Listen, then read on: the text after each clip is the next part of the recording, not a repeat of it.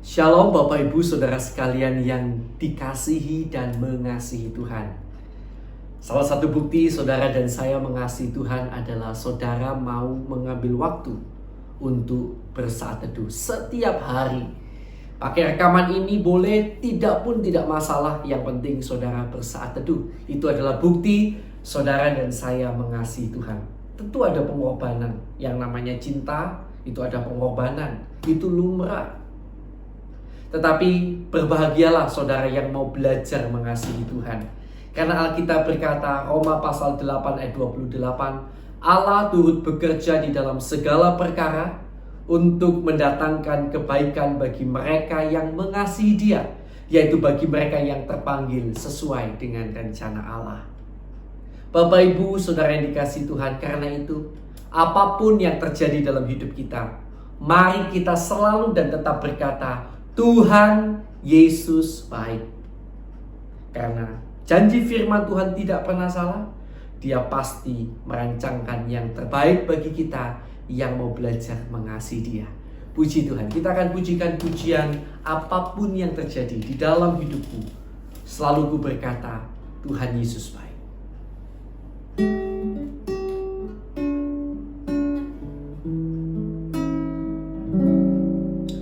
Apapun yang terjadi di dalam hidupku, selalu ku berkata, Tuhan Yesus baik. Dalam segala hal yang terjadi, tetap ku berkata, Tuhan Yesus baik.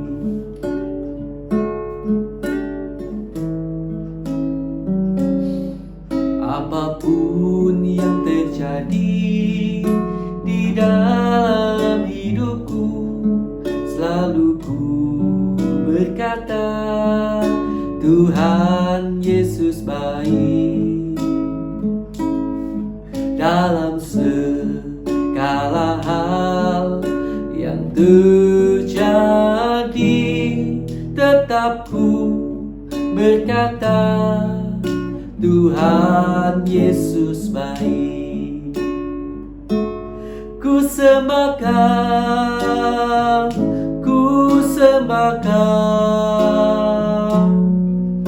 tak dapat ku membalas kasih-Mu. Ku sembahkan Bapa, ku rindu selalu menyenangkan-Mu.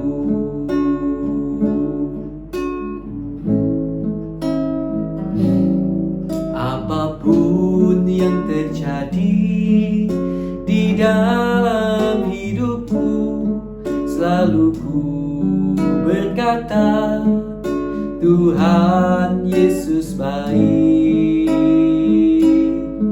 Dalam segala hal yang terjadi, selalu ku berkata, Tuhan Yesus baik. Ku sembahkan,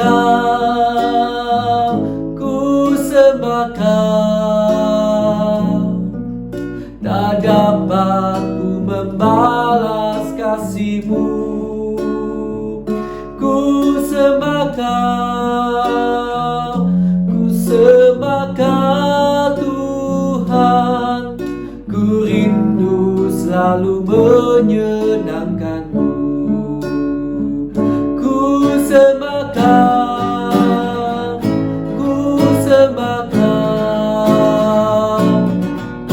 tak dapat ku membalas kasih-Mu.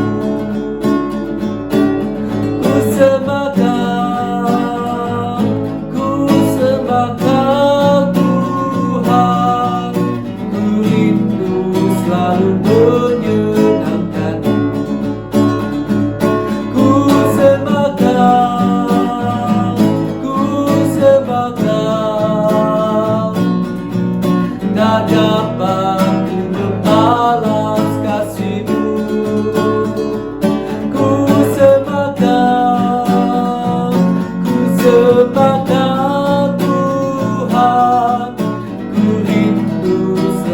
menyenangkanku. Ku sembahkan,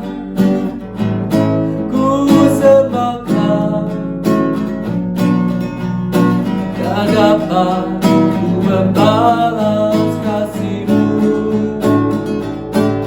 Ku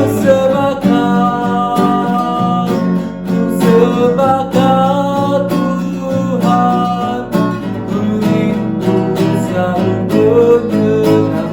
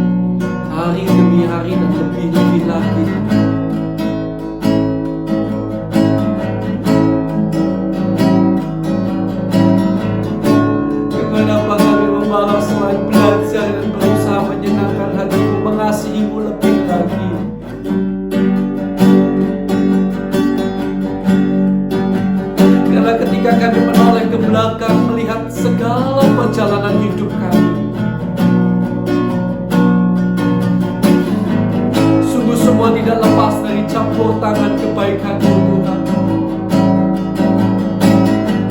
Hanya karena-Mu Tuhan, hanya karena-Mu ku mampu berdiri. Hanya karena-Mu, hanya karena-Mu Tuhan kami ada sebagaimana kami ada. Kami mau belajar menyenangkan hati Tuhan.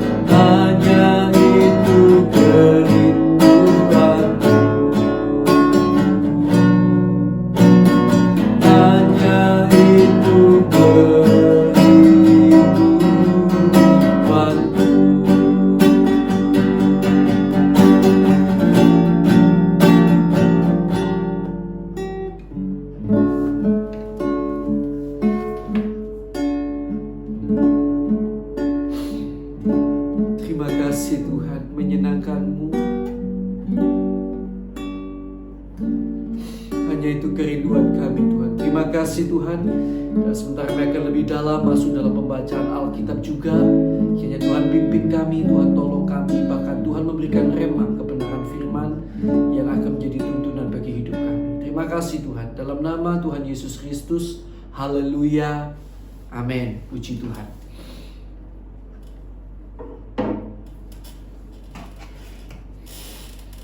Puji Tuhan Bapak Ibu Saudara yang dikasihi Tuhan. Jadi setelah kita selesaikan pasal 9 di hari Senin, kemudian mundur hari Rabu pasal 6, Kamis 7, dan yang Jumat Yohanes pasal 8. Jadi sekarang kita masuk dalam Yohanes pasal yang ke-10 ya. Kita akan melihat pada Injil Yohanes pasal yang ke-10. Di sini ada 41 ayat yang kita akan baca bersama-sama. Saya akan bacakan bagi saudara. Saudara perhatikan dari Alkitab saudara ya.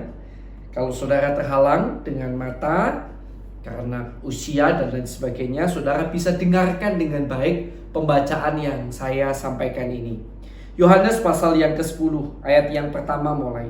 Gembala yang baik, aku berkata kepadamu, sesungguhnya siapa yang masuk ke dalam kandang domba dengan tidak melalui pintu, tetapi dengan memanjat tembok, ia adalah seorang pencuri dan seorang perampok.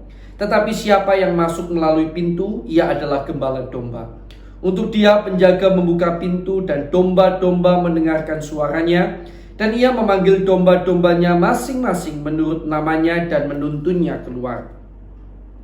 Jika semua dombanya telah dibawanya keluar, ia berjalan di depan mereka, dan domba-domba itu mengikuti dia karena mereka mengenal suaranya. Tetapi seorang asing pasti tidak mereka ikuti, malah mereka lari daripadanya, karena suara orang-orang asing tidak mereka kenal. Itulah yang dikatakan Yesus dalam perumpamaan kepada mereka, tetapi mereka tidak mengerti apa maksudnya. Ia berkata demikian kepada mereka. Maka kata Yesus sekali lagi, "Aku berkata kepadamu, sesungguhnya akulah pintu ke domba-domba itu. Semua orang yang datang sebelum aku adalah pencuri dan perampok, dan domba-domba itu tidak mendengarkan mereka. Akulah pintu. Barang siapa masuk melalui aku, ia akan selamat, dan ia akan masuk dan keluar dan menemukan padang rumput. Pencuri datang hanya untuk mencuri dan membunuh dan membinasakan. Aku datang supaya mereka mempunyai hidup dan mempunyainya dalam segala kelimpahan. Akulah gembala yang baik. Gembala yang baik memberikan nyawanya bagi domba-dombanya. Sedangkan seorang upahan yang bukan gembala dan yang bukan pemilik domba-domba itu sendiri, ketika melihat serigala datang, meninggalkan domba-domba itu lalu lari, sehingga serigala itu menerkam dan mencerai-beraikan domba-domba itu. Ia lari karena ia seorang upahan dan tidak memperhatikan domba-domba itu. Akulah gembala yang baik, dan aku mengenal domba-dombaku dan domba-dombaku mengenal aku. Sama seperti Bapa mengenal aku dan aku mengenal Bapa, dan aku memberikan nyawaku bagi domba-dombaku. Ada lagi padaku domba-domba lain yang bukan dari kandang ini. Domba-domba itu harus kutuntun juga, dan mereka akan mendengarkan suaraku, dan mereka akan menjadi satu kawanan dengan satu gembala. Bapa mengasihi aku oleh karena aku memberikan nyawaku untuk menerimanya kembali. Tidak seorang pun mengambilnya daripadaku, melainkan aku memberikannya menurut kehendakku sendiri. Aku berkuasa memberikannya dan berkuasa mengambilnya kembali. Inilah tugas yang kuterima dari Bapakku." Maka timbullah pula pertentangan di antara orang-orang Yahudi karena perkataan itu. Banyak di antara mereka berkata, "Ia kerasukan setan dan gila. Mengapa kamu mendengarkan dia?" Yang lain berkata, "Itu bukan perkataan orang yang kerasukan setan. Dapatkah setan memelekkan mata orang-orang buta?" Yesus ditolak oleh orang Yahudi. Tidak lama kemudian tibalah hari raya pentabisan Bait Allah di Yerusalem. Ketika itu musim dingin, dan Yesus berjalan-jalan di Bait Allah di Serambi Salomo. Maka orang-orang Yahudi mengelilingi dia dan berkata kepadanya, "Berapa lama lagi engkau membiarkan kami hidup dalam kebimbangan? Jikalau engkau Mesias, katakanlah terus terang kepada kami." Yesus menjawab mereka, "Aku telah mengatakannya kepada kamu, tetapi kamu tidak percaya. Pekerjaan-pekerjaan yang kulakukan dalam nama Bapakku, itulah yang memberi kesaksian tentang aku. Tetapi kamu tidak percaya, karena kamu tidak termasuk domba-dombaku. Domba-dombaku mendengarkan suaraku, dan aku mengenal mereka, dan mereka mengikut aku. Dan aku memberikan hidup yang kekal kepada mereka, dan mereka pasti tidak akan binasa sampai selama-lamanya, dan seorang pun tidak akan merebut mereka dari tanganku. Bapakku yang memberikan mereka kepadaku lebih besar daripada siapapun, dan seorang pun tidak dapat merebut mereka dari tangan Bapa. Aku dan Bapa adalah satu." Sekali lagi orang-orang Yahudi mengambil batu untuk melempari Yesus. Kata Yesus kepada mereka, "Banyak pekerjaan baik yang berasal dari Bapakku yang kuperlihatkan kepadamu. Pekerjaan manakah di antaranya yang menyebabkan kamu mau melempari aku?" Jawab orang-orang Yahudi itu, "Bukan karena suatu pekerjaan baik maka kami mau melempari engkau, melainkan karena engkau menghujat Allah dan karena engkau sekalipun hanya seorang manusia saja menyamakan dirimu dengan Allah." Maka kata Yesus kepada mereka, "Tidakkah ada tertulis dalam kitab Taurat kamu, aku telah berfirman, kamu adalah Allah? Jikalau mereka kepada siapa firman itu disampaikan disebut Allah, sedang kitab suci tidak dapat dibatalkan, masihkah kamu berkata kepada dia yang dikuduskan oleh Bapa dan yang telah diutusnya ke dalam dunia, engkau menghujat Allah? Karena aku telah berkata, aku anak Allah. Jikalau aku tidak melakukan pekerjaan-pekerjaan Bapakku, janganlah percaya kepadaku. Tetapi jikalau aku melakukannya dan kamu tidak mau percaya kepadaku, percayalah akan pekerjaan-pekerjaan itu, supaya kamu boleh mengetahui dan mengerti bahwa Bapa di dalam aku dan aku di dalam Bapa." Sekali lagi mereka mencoba menangkap dia, tetapi ia terluput dari tangan mereka. Yesus di seberang sungai Yordan. Kemudian Yesus pergi lagi ke seberang Yordan, ke tempat Yohanes membaptis dahulu. Lalu ia tinggal di situ. Dan banyak orang datang kepadanya dan berkata, "Yohanes memang tidak membuat satu tanda pun, Tetapi semua yang pernah dikatakan Yohanes tentang orang ini adalah benar, dan banyak orang di situ percaya kepadanya. Puji Tuhan. Bapak Ibu, saya tergerak hari ini untuk mengajak kita melihat pada Yohanes pasal 10 ayat ke-10. Sebuah ayat yang sering dibaca namun sayangnya salah dimengerti karena tidak membaca dengan baik. Izinkan saya mengajak kita membaca dengan baik ayat ini supaya kita paham dengan baik.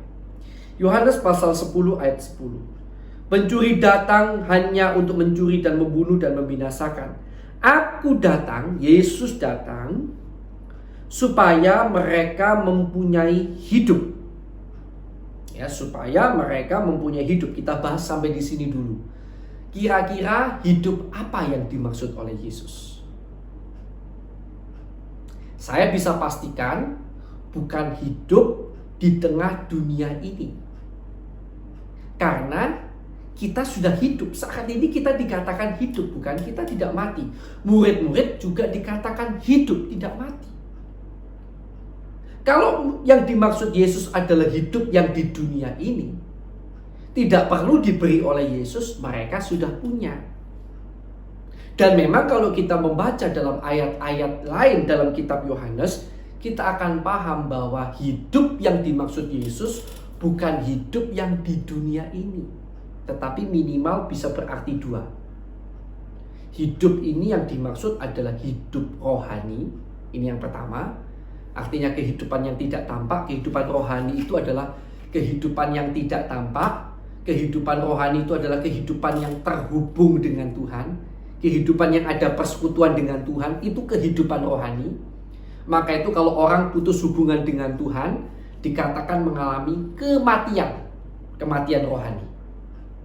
Ya, itu yang pertama. Jadi bisa berarti kehidupan rohani atau kehidupan kekal di dalam surga. Contohnya ketika Yesus berkata, barang siapa tidak minum darahku, barang siapa tidak makan dagingku dan minum darahku, dia tidak memiliki hidup, ya, dan lain sebagainya. Nanti saudara coba teliti dalam Alkitab, ada banyak sekali di dalam kitab Yohanes, terutama ketika Yesus berkata hidup, yang jelas bukan hidup di dunia ini umumnya. Sekali lagi, kalau Yesus bicara tentang dia memberikan tentang hidup yang di dunia ini, tidak perlu diberi, sudah punya. Yang tidak dimiliki pada waktu itu oleh manusia adalah kehidupan rohani. Kehidupan yang terhubung dengan Tuhan. Ya, itu tidak punya. Hanya oleh Yesus pengantara itu, dia menjadi pengantara kita, maka kita terhubung dengan Tuhan. Hidup rohani kita bangkit, bukan lagi mati. Dan yang kedua bicara tentang kehidupan yang kekal. Jadi kita paham di sini ya. Kita pelan-pelan. Aku datang supaya mereka mempunyai hidup. Sekali lagi hidup rohani atau hidup yang kekal. Dan mempunyainya. Jadi mempunyainya, ini apa? Hidup. Jadi mempunyai hidup. Sekali lagi hidup yang mana? Hidup yang rohani, hidup yang kekal dalam segala apa? Kelimpahan. Nah, kalau kita membaca pelan-pelan begini kita paham kan? Kadang-kadang banyak orang tidak paham lalu berpikir bahwa yang dimaksud Yesus hidup di dunia ini akan berlimpah-limpah harta. Sehingga kemudian harta menjadi tolak ukur seorang diberkati atau tidak diberkati oleh Tuhan. Dan itu salah. Ya, pemahaman seperti itu pemahaman yang salah. Kalau saudara membaca dalam bahasa asli, Allah akan lebih jelas. Bahasa Inggris, saya sarankan coba dibaca juga. Bahasa asli akan sangat jelas sekali bahwa yang dimaksud adalah hidup. Hidup. Bahkan kalau saudara membaca dalam Yohanes seluruhnya, kitab Yohanes, Injil Yohanes, hidup yang kekal atau hidup yang rohani, itu yang akan dinikmati di dalam kelimpahan. Paham gak sampai di sini? Jadi saudara, Yesus tidak menjanjikan kelimpahan duniawi ini. Karena itu saya katakan kelimpahan duniawi, apa yang ada dalam dunia ini tidak pernah bisa jadi tolak ukur pasti seorang diberkati atau tidak diberkati oleh Tuhan. Karena semua yang ada di dalam dunia ini fana. Semua yang fana ini bisa Tuhan beri atau Tuhan ambil dari hidup kita. Tergantung menurut Tuhan mana yang terbaik bagi kerohanian kita atau kehidupan kekal kita. Karena Dia ingin kerohanian kita nikmati dengan penuh kelimpahan, kehidupan kekal pun dinikmati dengan penuh kelimpahan. Paham sampai di sini ya? Jadi semua yang ada dalam dunia ini sekali lagi bisa Tuhan ambil atau Tuhan berikan, tergantung mana yang menurut Tuhan terbaik untuk kerohanian kita atau untuk kehidupan kekal kita. Jadi kalau hari ini saudara dalam kemiskinan, janganlah saudara bermuram durja, tetapi carilah rencana Tuhan dalam hidup saudara, sehingga Tuhan mengizinkan saudara hari ini di dalam kemiskinan. Pasti ada hal khusus, rencana Tuhan secara khusus yang Tuhan izinkan hanya bisa dicapai bila saudara hari ini hidup di dalam kemiskinan. Carilah dan temukan. Bila saudara hari ini hidup dalam kelimpahan dalam dunia ini, janganlah sombong, janganlah berpuas hati dan merasa engkau sudah rohani, engkau sudah baik sehingga engkau diberkati Tuhan. No. Carilah apa rencana Tuhan secara khusus dalam hidup saudara yang hanya bisa dicapai hari ini lewat kekayaan yang saudara miliki. Pasti ada rencana Tuhan khusus sehingga hari ini Tuhan memberkati saudara. Bila hari ini saudara dalam keadaan sehat, jangan kau saudara merasa sudah senang, sudah diberkati Tuhan.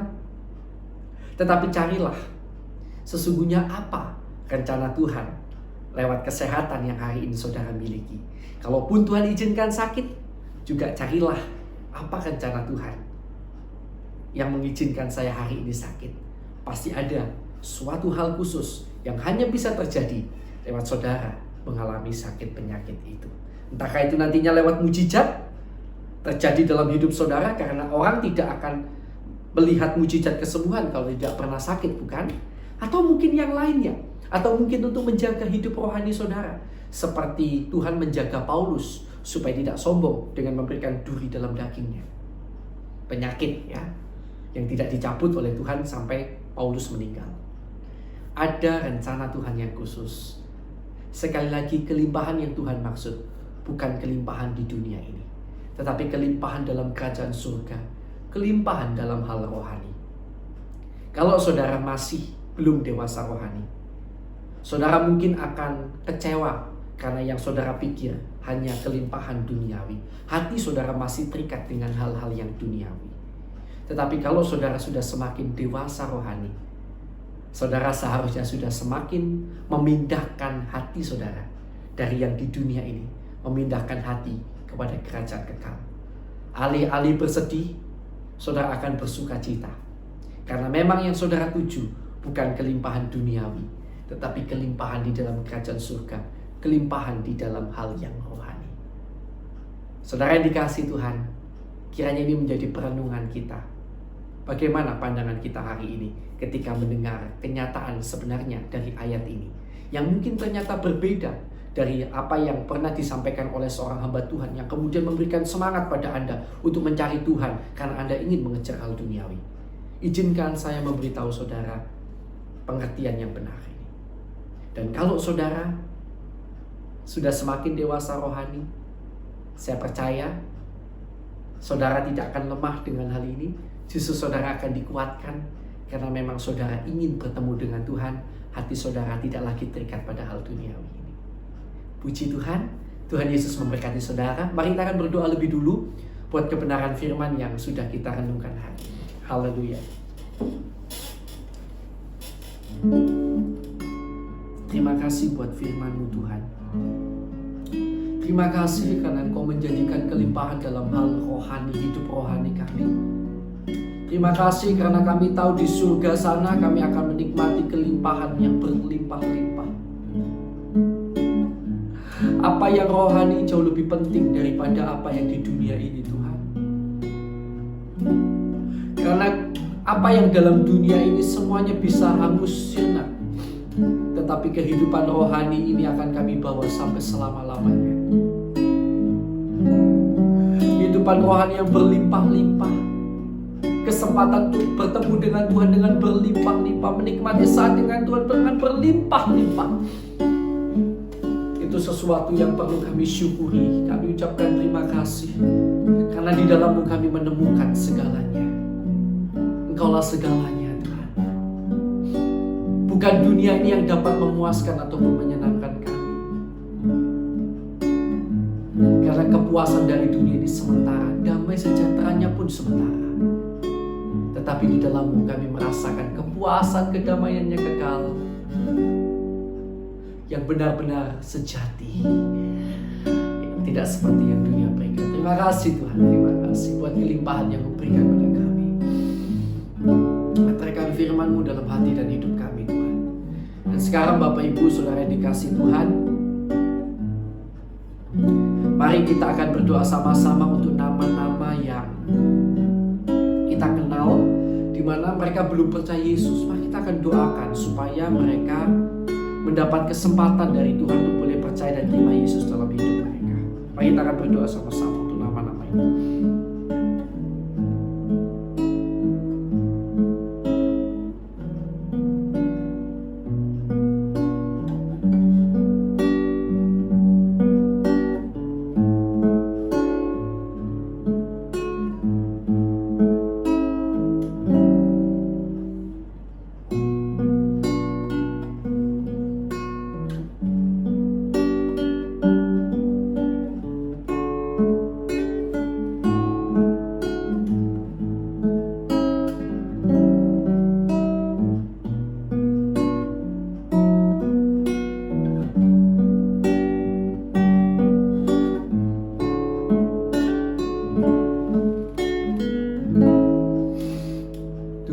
Juga berdoa untuk saudara-saudara seiman kami di seluruh dunia yang menderita siksa dan aniaya karena nama-Mu, karena kebenaran-kebenaran firman-Mu, Tuhan.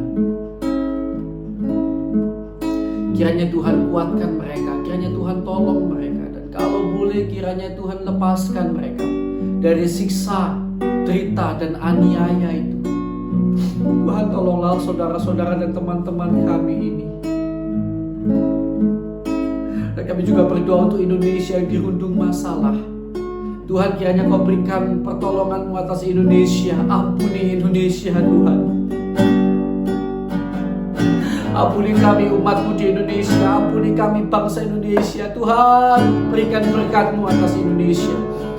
Berikan damai dan sejahtera atas Indonesia. Berikan hikmat kepada pemimpin-pemimpin bangsa kami, agar benar-benar boleh memimpin dalam kebenaran dan takut akan Tuhan. Curahkan roh pertobatan dan pengenalan akan Allah yang benar dalam bangsa kami, Tuhan. Kiranya Kau berbelas kasihan atas bangsa dan negara kami Indonesia. Terima kasih Tuhan, terima kasih. Dan kami berdoa juga untuk setiap orang yang disebut sebagai seorang hamba Tuhan, pendeta, gembala sidang, memiliki gelar teologia, penginjil, gembala, memiliki gelar kependetaan dan lain sebagainya, termasuk hamba-Mu yang juga adalah seorang hamba Tuhan. Tuhan, kami berdoa kiranya Tuhan memberikan kami hati yang tulus, baik kami dan keluarga kami. Kiranya Tuhan berikan hati yang tulus di dalam melayani Tuhan. Jauhkan dari hati yang kotor, hati yang jahat di mata Tuhan, hati yang tidak bersih. Berikan kami hati yang taat dan tulus kepada-Mu, Tuhan. Cukupkan juga kiranya segala yang kami perlukan, dan kiranya Tuhan juga memperlengkapi kami dengan kemampuan-kemampuan yang lebih-lebih lagi, sehingga kami lebih lagi luar biasa di dalam melayani Tuhan, lebih lagi dipakai oleh Tuhan. Dan kami juga berdoa dalam nama Yesus untuk jemaat-jemaat yang kami gembalakan, yang kami layani Tuhan. Di waktu-waktu hidup yang sangat sukar ini kami berdoa di dalam nama Yesus. Jangan biarkan ada satupun anak-Mu yang terpuruk, Tuhan. Jangan biarkan ada jemaat-jemaat yang kami gembalakan, kami layani yang terpuruk. Tuhan, tolong mereka. Tolong usaha pekerjaan mereka. Tolong kehidupan rohani mereka. Tolong keluarga mereka. Tolong Tuhan. Di waktu-waktu yang sukar mereka tetap dapat menjadi berkat bagi sekelilingnya. Tuhan, mencukupkan kiranya segala yang mereka perlukan. Tuhan kiranya memberikan kepada mereka pertumbuhan rohani yang baik, kerohanian yang kuat, hidup rohani yang kokoh di dalam Tuhan. Terima kasih Tuhan Yesus, terima kasih Tuhan. Kami bersyukur kepada-Mu Tuhan. Kami juga berdoa di dalam nama Yesus.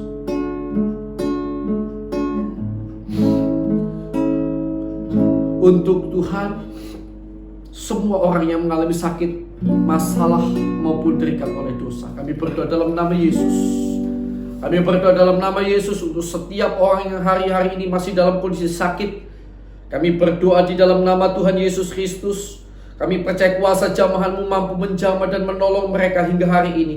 Yaitu di dalam nama Tuhan Yesus Kristus, kiranya turunlah jamahan kuasa Allah, menjamah setiap saudara-saudari yang sakit dan menyembuhkan anggota-anggota tubuhmu yang sakit. Di dalam nama Tuhan Yesus Kristus, kuasa darah Yesus kiranya menjamah dan menyembuhkan engkau. Dan kami berdoa di dalam nama Yesus untuk setiap orang yang di dalam masalah. Kalau masalah-masalah ini dihadapi, kami hadapi karena kesalahan dosa pelanggaran kami, kiranya Tuhan ampuni. Kiranya Tuhan tunjukkan kesalahan kami, dan Tuhan berikan kami kemampuan untuk bertobat. Tetapi kalau masalah ini terjadi karena Tuhan punya rencana, kiranya Tuhan memberikan kami kekuatan, bahkan Tuhan kiranya menjadikan kami pemenang, bahkan lebih daripada pemenang. Di dalam nama Tuhan Yesus Kristus, Tuhan akan memberikan kami jalan keluar dan kemenangan. Terima kasih Tuhan. Dan segala kuasa kegelapan, kuasa iblis yang mengikat anak-anak Tuhan sehingga terus berbuat dosa, kami ikat, kami patahkan, kami usir engkau keluar di dalam nama Tuhan Yesus Kristus. Dalam nama Tuhan Yesus Kristus, kuasa darah Yesus menguasai anak-anak Tuhan dan keluarganya, menguasai kami dan keluarga kami. Dalam nama Tuhan Yesus Kristus, kuasa darah Yesus menguasai kami dan keluarga kami. Terima kasih Tuhan, terima kasih. Dan sekarang saya berikan kesempatan Bapak Ibu Saudara untuk menaikkan doa permohonan pribadi masing-masing. Mari kita akan berdoa. Haleluya.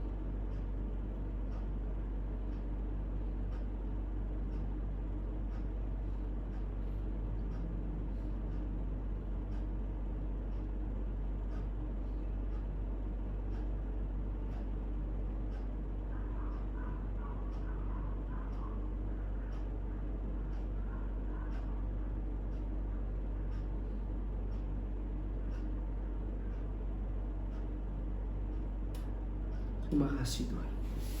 Baik saudara, sekarang ya Tuhan, kiranya oleh kasih karunia-Mu Engkau memberkati keluarga kami, pelayanan kami dan pekerjaan kami. Kiranya oleh kasih karunia-Mu kami senantiasa diberkati dan menjadi berkat bagi sekeliling kami. Kiranya oleh kasih karunia-Mu Engkau memakai segenap kehidupan kami sampai nafas kami yang terakhir untuk kemuliaan nama-Mu. Diberkatilah kiranya kehidupan kami di dalam nama Allah Bapa, Allah Anak, Allah Roh Kudus, di dalam nama Tuhan Yesus Kristus. Kami sudah berdoa dan mengucap syukur. Haleluya. Yang percaya mari bersama katakan amin. Puji Tuhan, selamat beraktivitas. Tuhan Yesus memberkati saudara. Haleluya.